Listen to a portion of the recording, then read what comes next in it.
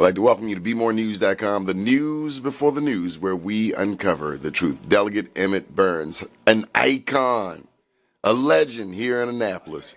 Black history at its finest. How are you, sir? I'm well. The end of the session is upon us. 2014. What's been on your agenda? Well, I've been laying low this year. I think I've kicked up enough dust. In the last 20 years I've been here. I came here kicking up dust. And so, well, what do you think of the work you've done? You've taken a stance when few others would. And kudos, because a lot of people would have buckled. A lot of people did buckle over the years. The best approach to move up in politics is to go alone to get alone. I just could not do that, especially if the issues go against my thinking, such as same-sex marriage, such as the gay and lesbian lobbies, such as changing the law for illegal immigrants to get certain privileges, such as decriminalizing marijuana, such as letting grown men dressed as women go in women's bathrooms. I can't go along with those kinds of initiatives. How do you stand when people come at you from all angles for you to change, and they leverage or they attempt to leverage influence on you to make you change, but you stand true to your beliefs, and everyone has to respect that? They don't come to me because they know where I stand on issues and how I stand on issues. So they don't come to me, they just leave me alone. They try to isolate me, if you please. But, if you're going to make changes, every man who has made change has been isolated. Jesus Christ was isolated by the Pharisees, the Sadducees, the elders, the scribes of the church. Martin King was isolated by those who said he ought to be in the pulpit preaching rather than preaching against discrimination. Apostle Paul isolated. Anybody who would make change is going to be isolated. 40, 50 years, African Americans have been in droves moving out the Liberty Road corridor. And there you have stood in the realm of politics, of legislation. And so 20, 30 years ago, as that area was getting its first black representation. Now, 2014, Karen Smith looks like she's going to be the first white delegate in that area in some 20 years or so. When you mention Martin King and the era of segregation, I just thought that political growth and development and empowerment would mean that we have control over our district and seats. But then something else happened, redistricting. So what's the future of Liberty Road from an African American perspective? That's a good point. That's a good question, rather, that you've raised.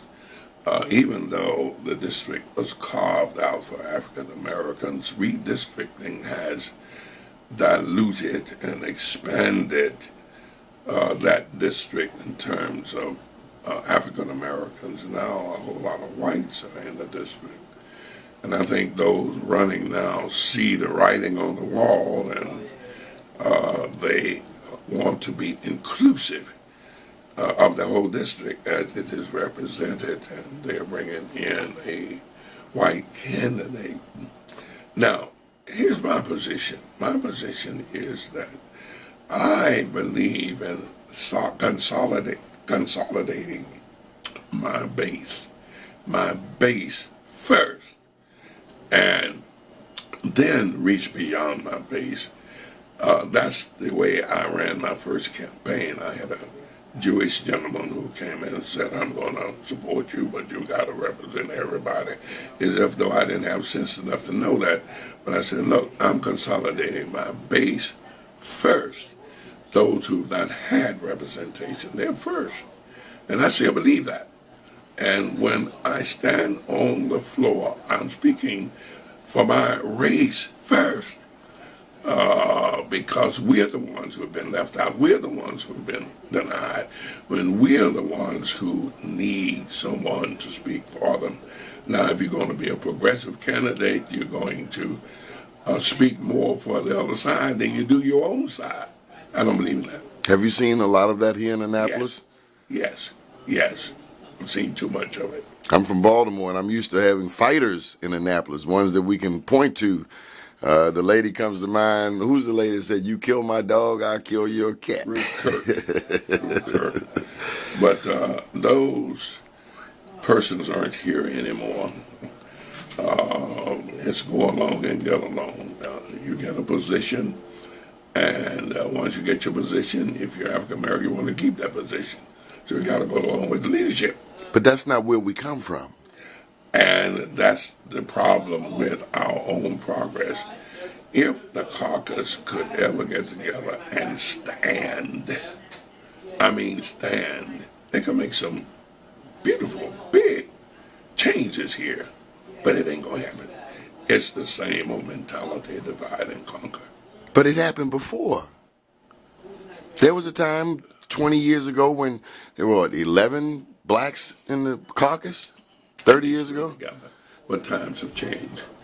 For the worse. You don't see us going back for better times. It's getting worse.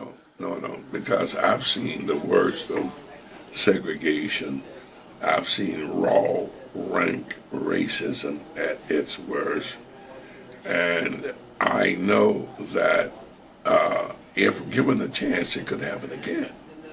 And if we don't circle the wagons, it will happen again. It happened during Reconstruction. And you say, well, now that can't happen again. We can read and write.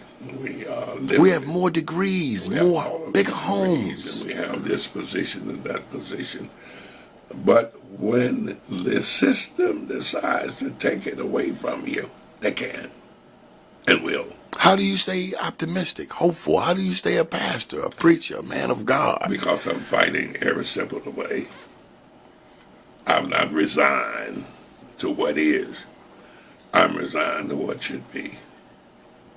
The one and only Delegate Emmett Burns, we appreciate you and all of the work you do here in Annapolis and in Baltimore County, in Baltimore, state of Maryland. Keep watching BeMoreNews.com.